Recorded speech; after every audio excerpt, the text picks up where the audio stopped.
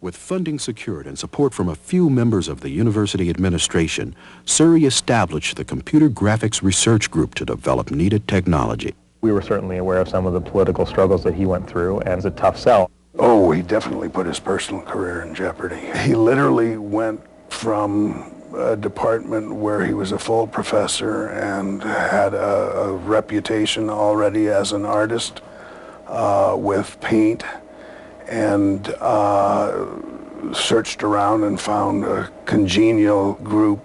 He found a few people in the upper administration who backed him by allowing him to put some money into computers.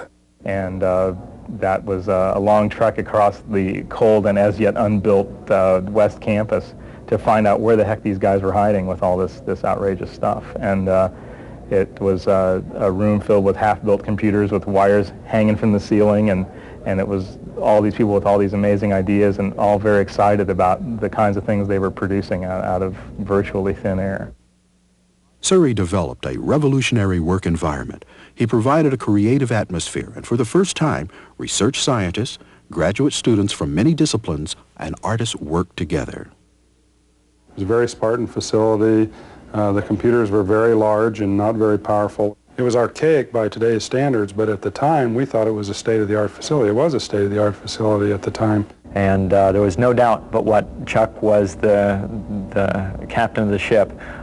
He'd come through and look at everybody's work and say, oh, this is really exciting. I really like it. Make sure that, let's see if we can give this person more resources, because this is really terrific. But it was really a wonderful community of people. It was a real sense there of working together towards this common goal, which was creating things that had never been created before and learning from each other. It was actually great. It was a small group of people, and it was a wonderful mix of artists and computer scientists. It was one thing that Chuck did was he brought the two together and gave us access to the mind power that the computer scientists had, and we had, for the first time, some enthusiasm for using a computer to make pictures.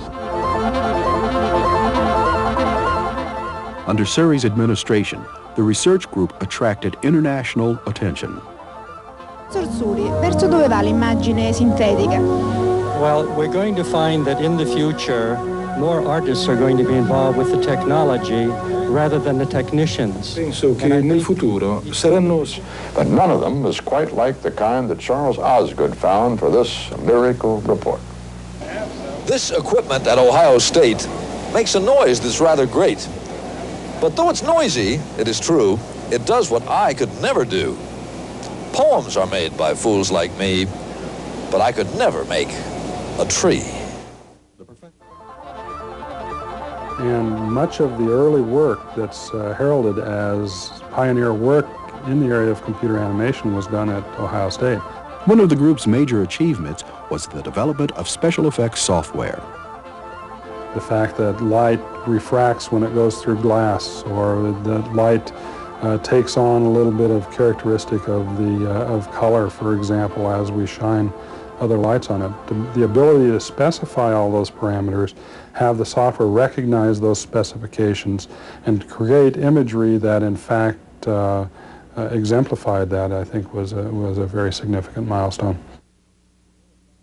While with the research group, David Zeltzer worked with developing realistic character movements. The human body has over 200 moving parts in it, and for any given motion, for example, if you think of a broad jump or a figure running or walking and so on, there's a lot of different parts moving in different ways, so it's an extraordinarily complicated physical structure. We started out with a simple stick figure and decided that if we could get that to move in a simple way, then as we grew more experienced in modeling human bones, then we could plug in more detailed bones as they became available. We knew that the things we wanted to do were beyond the capacity of computers at the time. Real-time computing was very difficult, very expensive, and one could see line drawings, simple line drawings move in real time. One of the developments of the Computer Graphics Research Group was the development of simple real-time shaded graphics using very special hardware. So we were very much in a time of trying to develop software and hardware that made real-time graphics possible. It's almost difficult for us to conceive today, those of us who sit down at a Macintosh or a PC and use software that's so easily provided that facilitates simple operations. None of that existed.